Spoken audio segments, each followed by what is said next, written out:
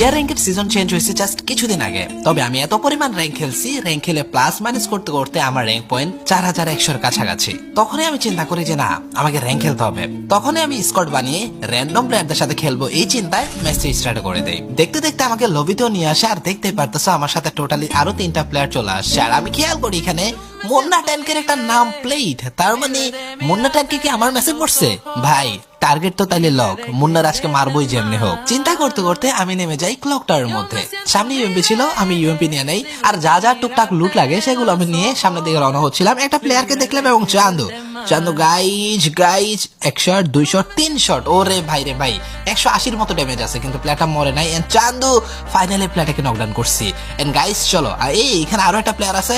Wait চান্দু, আরে এটা তো বট ছিল গাইজ। টোটালি 2টা কিল করে আমি এদিক থেকে বের হওয়ার ট্রাই করতেছিলাম, তখনই খেয়াল করি আরো একটা প্লেয়ার এখানে সাকিব নামের এই ছেলেটারে মারতেছে।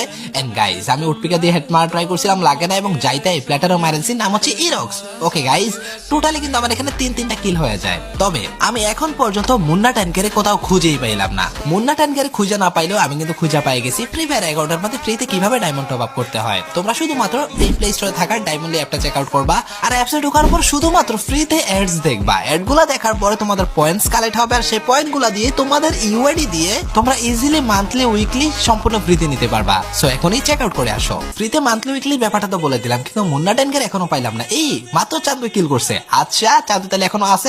এই বাই তুম তো গিয়া। এই আরেকটা প্লেয়ার ভাই, ওরে এটা কোন ক্রিয়েটরের মতো ড্রেস লাগে না গাইস? বলো তো কোন ক্রিয়েটরটা, অবশ্যই কমেন্ট করে জানাই দাও।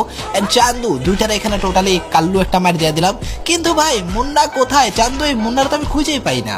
মুন্নারে খুঁজতে খুঁজতে আমি হাঙ্গারাইট 340 চিপার ভিতরে যখনই চলে আসি, এখানে একটা প্লেয়ার ছিল, তার পুরোপুরি রেডটা মেরে দেয়। আর এখানে আরো একটা প্লেয়ার, ভাই কি রে ভাই, আমাকে কি যাইতে দিবি না? এই চান্দু আর্জেন্টিনার প্লেয়ার, আর্জেন্টিনার মেসি আইসা পড়ছে। আঙ্কারা তো এখন একটা মার দিব। চান্দু আসো রে।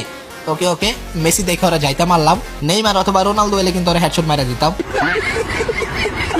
মুন্না ট্যানকে স্টিল এখনো কিল করতেছে, কিন্তু কথা হলো আমি কি মুন্না ট্যানকে মারতারম? প্লেয়ারটার খুঁজে তো পাইতেছি না। আর এদিক দিয়ে যখন আগাছিলাম, সাকিব নামের এই প্লেয়ারটা একটা প্লেয়ার হয়তো বা দেখতে পাই, গ্লোয়াল টোয়াল মারতেছিল, তখনই খেয়াল করি সাকিবের মুন্না ট্যানকে মাইরা দেয়। তার মানে মুন্না ট্যানকে এখানে আছে, তাকে একটা মার দিতে হবে। চান্দু হয়তো আমার উপর রাশ করে দিয়েছেন। গাইস চলো ওর একটা মার দেন।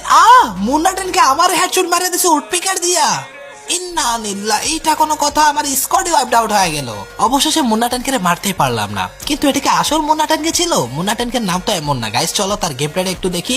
ও ভাই হোয়াট আ হেডশট ম্যান। কিছুটা সামনে যাওয়ার পর খেয়াল করি এখানে আরো একটা হেডশট মারা দিচ্ছে। ভাই গাইস এটাকে আসল মুন্না ট্যানকে ছিল নাকি কোনো একটা হ্যাকার ছিল? সবাই কমেন্ট করে জানাও।